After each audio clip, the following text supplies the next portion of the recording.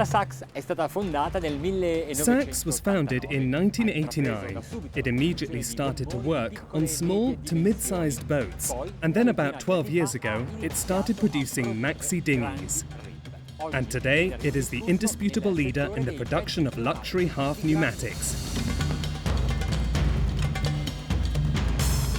In the last few years, it has produced some pretty special boats, in collaboration with big automotive companies like Lancia, Abarth and Jaguar, all designed by the highly reputable Christian Grande.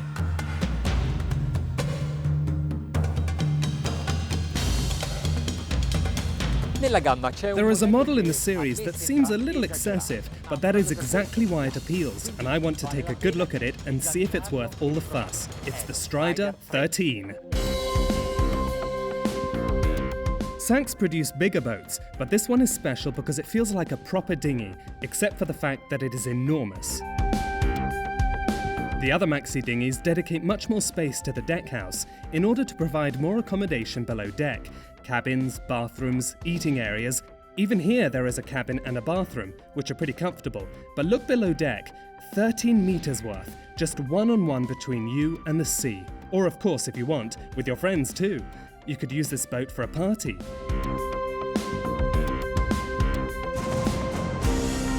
So we have a typically sized motor yacht, 13 meters, but the boatyard built it with certain specifications in mind, in line with the requirements for pneumatic boats, such as its stability, security, and unsinkability. It has been developed with a harmonious design and definitely has a sporty look. In other words, this boat has also been made to race. It's been built to the highest technical standards, with the best materials. And the resin infusion vacuum makes it a solid but light and hard boat.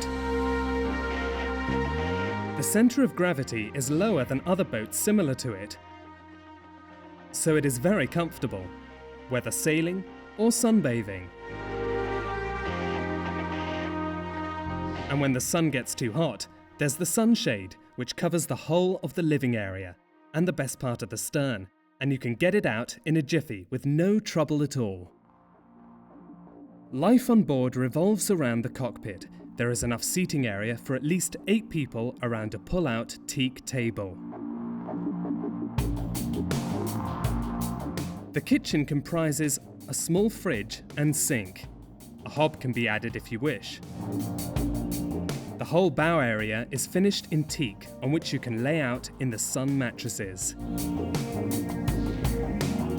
4 people can stretch out on the sun deck at the stern. The swimming platform is huge, and in the hottest days of summer, this is the ideal place to be. On such a large boat, one would expect spacious areas to move around in, and this boat has them all. Walkways around the deckhouse are never less than 40 centimeters wide. The boatyard has taken great care with all the fittings and has rounded all the edges, including the fiberglass.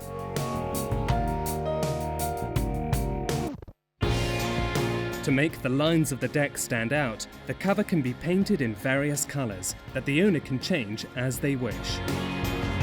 Under the cockpit there is an enormous cargo bay with 4 different access points. Everything comes as standard, the only optional is the hard top. However, it costs as much as a 6-metre boat. The 2 driver's seats are spacious and safe as they come with armrests and can fold up so that you can use them just to lean on. There's a footrest for the driver at the base of the console, so they can choose the most comfortable position to drive in. You can also choose different types of engines, either petrol or diesel, either hydraulic lift or surface propulsion, or even an outboard if requested. This one has 2 Mercruiser 8.2 MAG HO V8 cylinder engines with a capacity of 3,352 cubic centimeters. Each one with the ability to push up to 430 horsepower. All of this power raises this boat to status symbol level.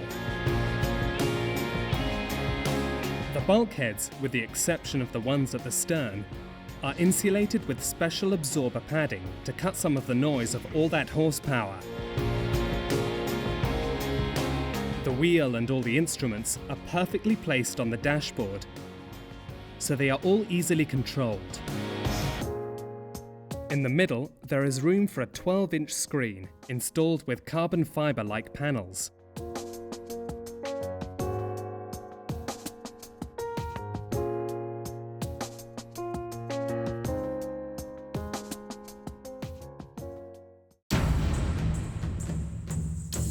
So here we are in the Strider 13, one of the biggest pneumatics. It's a splendid day, perfect for sailing, and easy for a boat like this, which could go up against much rougher conditions. The waves today aren't more than 50 centimeters high, and the wind is light to moderate.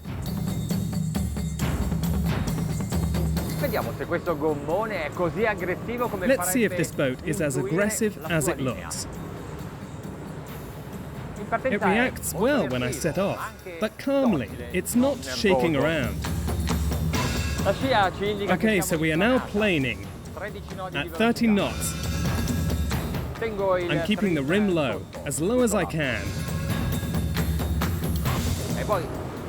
Now we're starting to speed up a bit. We're starting to move, feeling how nice it is to race through the water in this maxi dinghy.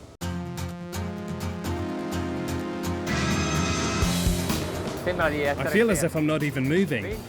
25 knots, however, 2,900 revs per minute. Let's give it a bit more. It feels really smooth going over the waves. I've come out a little wider on the sea, so it's choppier and rougher.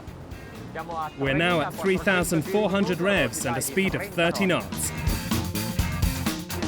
And now, at our cruising speed of 35 knots, the boat is going an average of 0.37 miles for every litre, which was probably the objective of the boat builder, to get to this cruising speed, the average of which for a boat like this being 25 knots. But on this boat, it is more like 35 knots. It's incredibly comfortable, and we're already going at a high speed. 4,000 revs. We're still cruising, but we've gone up to 38.5 knots. At this speed, let's try a tight turn, abrupt and aggressive.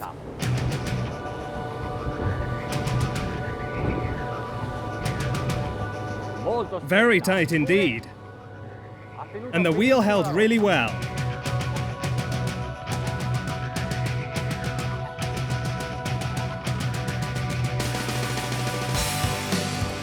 It's big, it's really enormous, longer than 13 meters.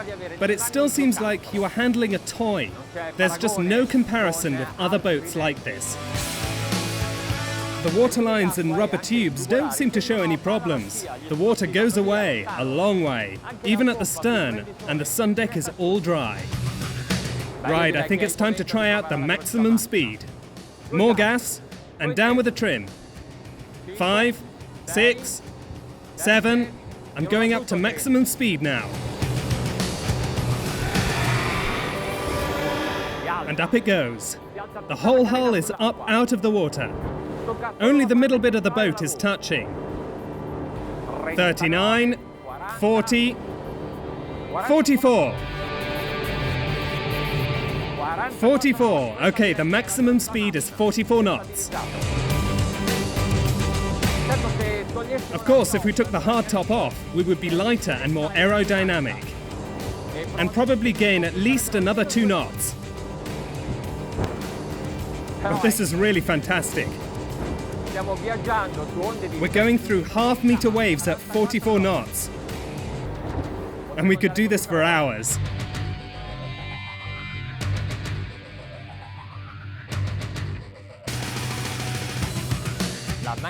The manageability is incredible.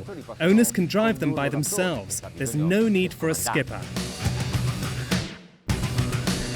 A boat like this would also be chosen for the quality of the construction, the precision of the finishings, but the most important characteristic of this pneumatic boat is safety and how unsinkable it is, which is the same even in a maxi dinghy like this one, the Strider 13.